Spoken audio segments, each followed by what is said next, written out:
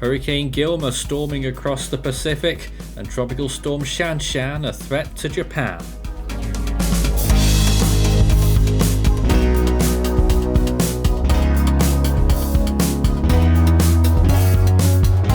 And now the latest around the wide world of tropics. Tropical Weather Bulletin for August 22nd. So around the world, Hurricane Gilma is the star of the show now, a Category 2 and strengthening. Tropical Storm Shanshan forming earlier near the Mariana Islands, and it will be heading for Japan later on into early next week. What's left of Ernesto is reaching the coast of Ireland this evening, and what's left of Ampil is still active off the west coast of Alaska. Would you believe that? Well, let's take a look at day 83 of the Atlantic hurricane season. There is nothing else active, nothing forecasted for the next 5 or even 7 days. So surprisingly, you might say it's a quiet basin at the moment. Most of the activity is further west in the eastern Pacific. We have 2 other areas of interest with very high chances of development that have been very close to pulling the trigger on that 90% chance to the west there, which will eventually develop into a tropical storm, we think, and it might be in the central Pacific. Could it be? It may well be. And in the western Pacific, Shanshan recently named, JMA interestingly already going for a severe tropical storm designation on that one. Not really sure why yet, but it will eventually get to that stage and should become a typhoon. In the North Indian Ocean, we have actually tagged a brief system here spinning up 30% chance of this area of interest off the west coast of India in the Arabian Sea. It only has a very short window to develop, probably 24, maybe 36 hours.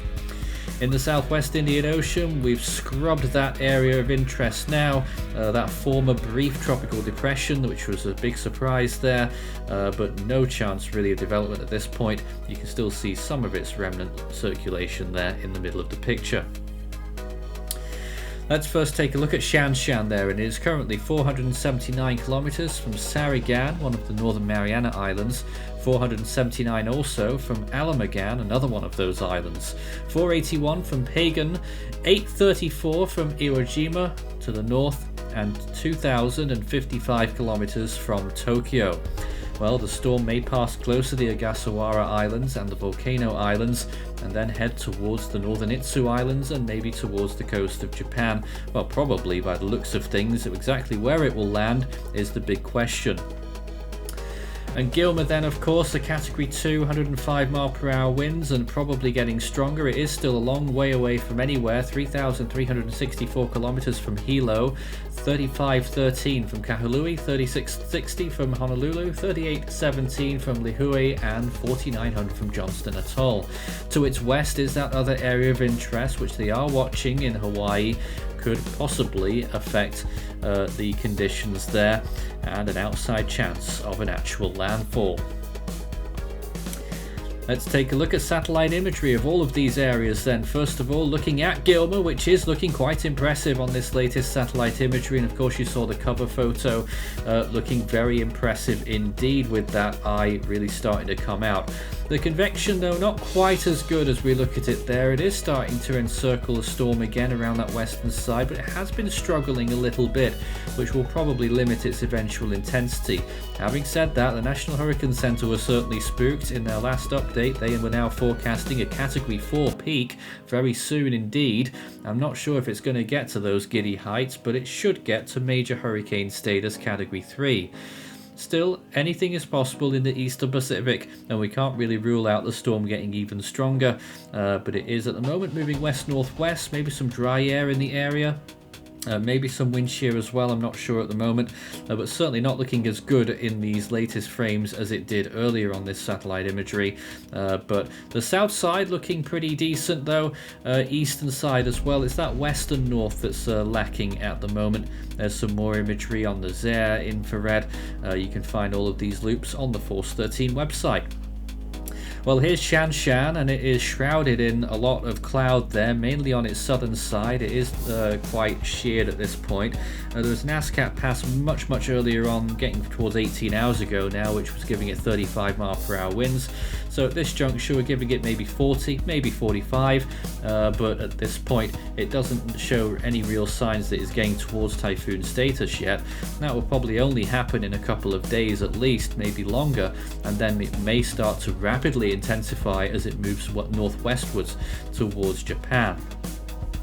Certainly getting some high cloud tops in there though, into the -80s at various points, but most of it is on the south side of the centre. The northern side is struggling a little bit there in the face of that wind shear. Here's the other area of interest, the one that everyone is watching out for the potential Central Pacific designation.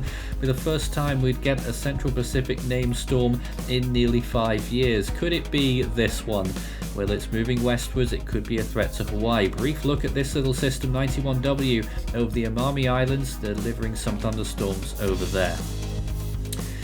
Off the east coast of the United States into the western Atlantic, there's a big low pressure system over New England, but in general it is a fairly calm affair. There's some thunderstorms blowing up over Florida and over the Yucatan Peninsula. The Caribbean in general though is looking fairly sedate. In the eastern Atlantic, it's also looking pretty dead here. A few little areas that are moving off the coast of Africa, but not really much to get excited about, and certainly we're not expecting any African waves to develop soon.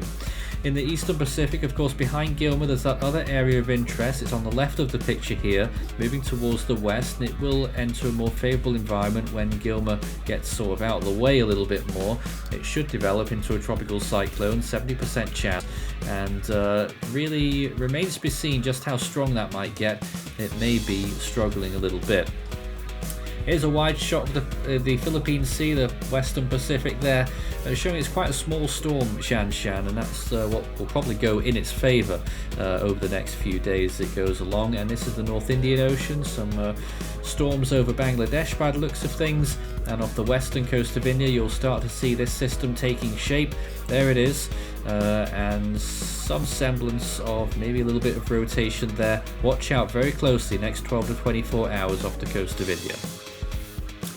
Well, sea surface temperatures are still very warm off the coast of Mexico. Further out to sea, they're not quite as hot, but still quite decent. Where Gilma is right now, those temperatures are pushing 29 degrees. The Gulf of Mexico, extremely warm still over a very large area, up to close to 32 degrees Celsius. Big cool pool near Bermuda. No guesses as to why that one was. Obviously, it was Ernesto. Gulf Stream looking strong as well. Western Pacific also looking extremely good out there. There is a little bit of a cool spot near the Gasawara Islands thanks to Ampil, and that might stunt the growth of Shanshan a little bit, but after that, extremely warm on its approach to Japan, 30 degrees plus. North Indian Ocean looking good. Off the west coast of India where that system is, it is a little bit cooler, around 27 to 28 degrees.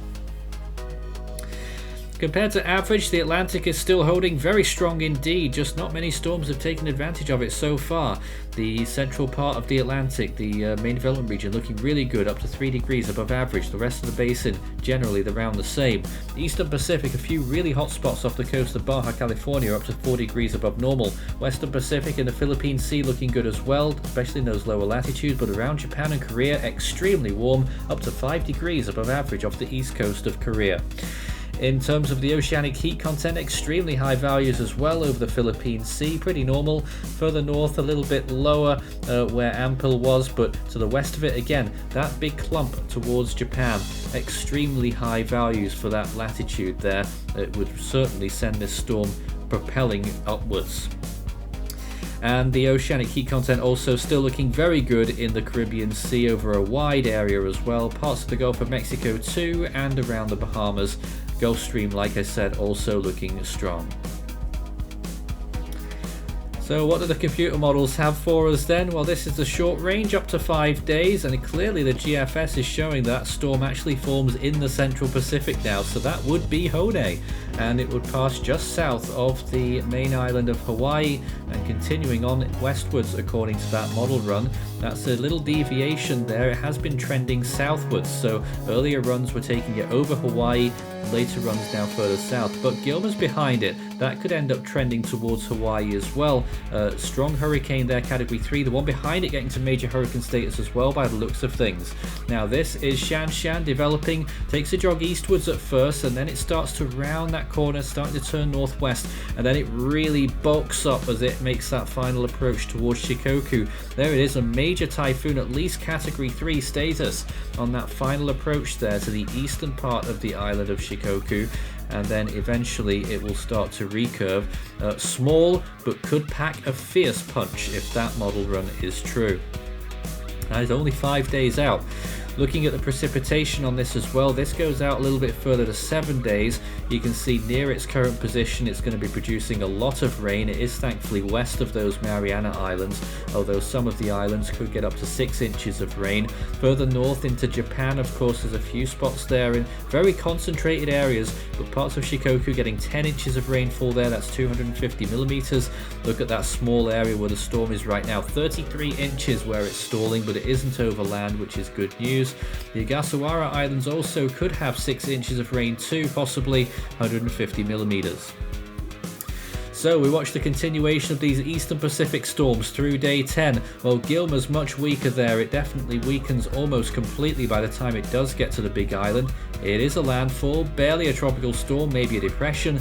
The other system is very much more wayward, losing its way there as it turns more towards the northwest, out over the continuous ocean there as it continues northwestwards, and of course the system to the west is moving well out over towards well, eventually the international date line. Shanshan taking a swipe then, continuing northwards, then sweeping northeastwards through Hokkaido. Certainly an extremely powerful landfall if that one was to transpire. And then another system forming much further south in the Philippine Sea as well, and forming on the spot and almost intensifying to major typhoon status there as well. So that's another one that could be on the cards for next week. That's the 30th of August there, and eventually becoming quite strong again. Scan the barcode and that will take you through to the Force 13 merch store, where you can take a look at all of our items as well as our full season and individual storm animations on request. There it is, still waiting for Hone, but for how much longer? We might be taking these shirts off the display shelf pretty soon. Well, there is that next typhoon, a really substantial storm again, battering the, well, Okinawa actually, and then continuing westwards, and then maybe just jogging southwards a bit there, almost giving Taiwan a run for its money again, and the eastern coast of China.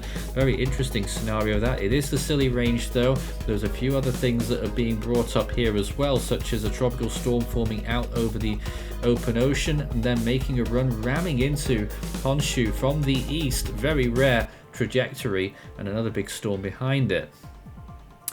Well, on this day, a completely different scenario. In 2000, 2 hurricanes active in the Atlantic, both category 1s, Alberto in its late stage, and Debbie, which was reaching the Caribbean. Kaimi was making landfall in Vietnam, moving inland as a tropical storm, and of course, last but not least, Bilis, the big powerful typhoon, category 5, made a very rare category 5 landfall on Taiwan. Extremely powerful storm, caused major damage of course as well.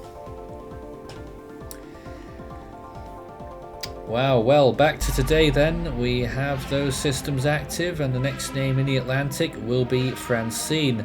In the Eastern Pacific it's Hector, and in the Central Pacific it's Hone. That next storm will probably have a H name, but which one will it be? It really does look like it's getting close to the Central Pacific line now, and it doesn't look like it will develop before it gets there. Yagi is next up in the Western Pacific, and in the North Indian Ocean, could happen, it's Asna next up.